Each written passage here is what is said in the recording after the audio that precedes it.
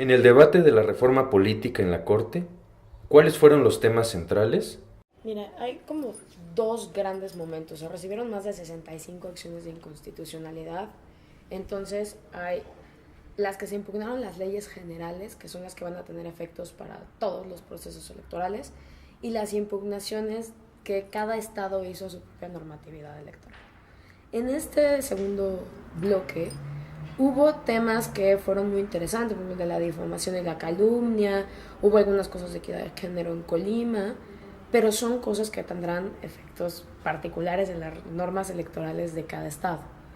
En el tema de las normas generales, que yo creo que es el más interesante, creo que la gran mayoría, alrededor del 80% de las demandas que se hicieron, se declararon infundadas.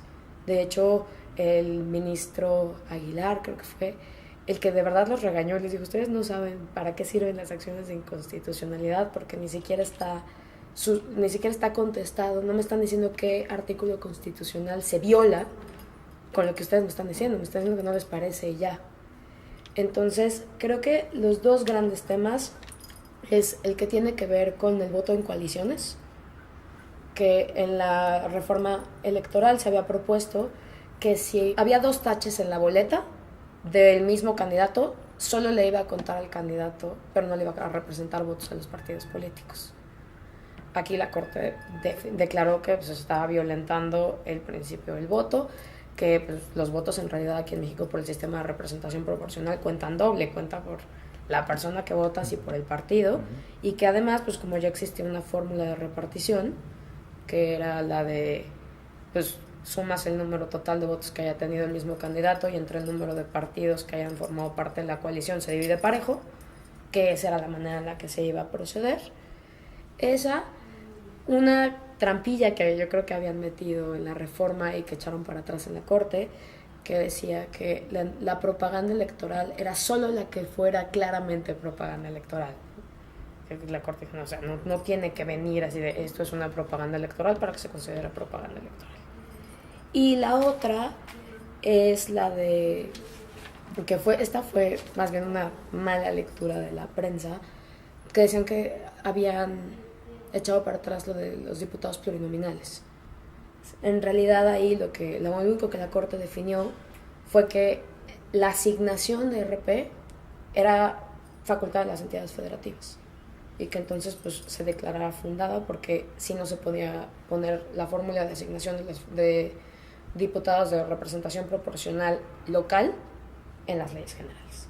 Creo que esos son como los cambios más trascendentes que hay a partir de esta reforma. ¿Cómo quedaron las candidaturas independientes? Se impugnó, los partidos políticos impugnaron todo el régimen de candidaturas independientes, todo.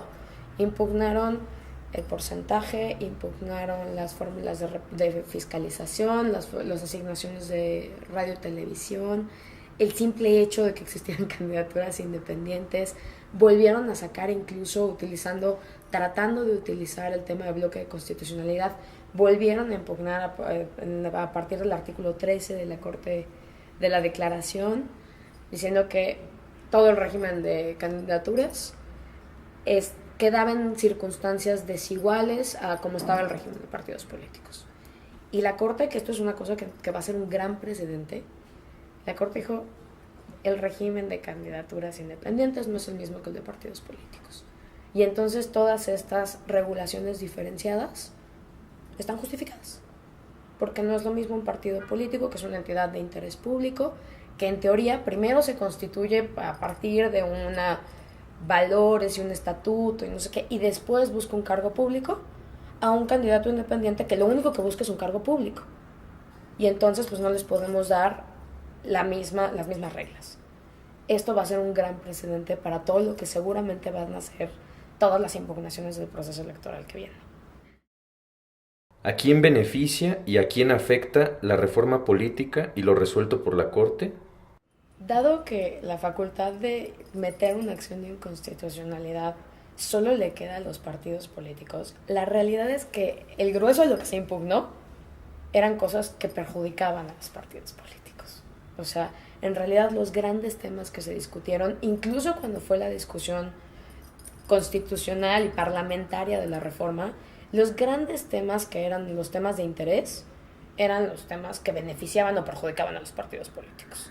El tema de las coaliciones, el tema de los umbrales, el tema del nuevo sistema de fiscalización, todas estas cosas. Lo mismo se ve reflejado en estas acciones de inconstitucionalidad.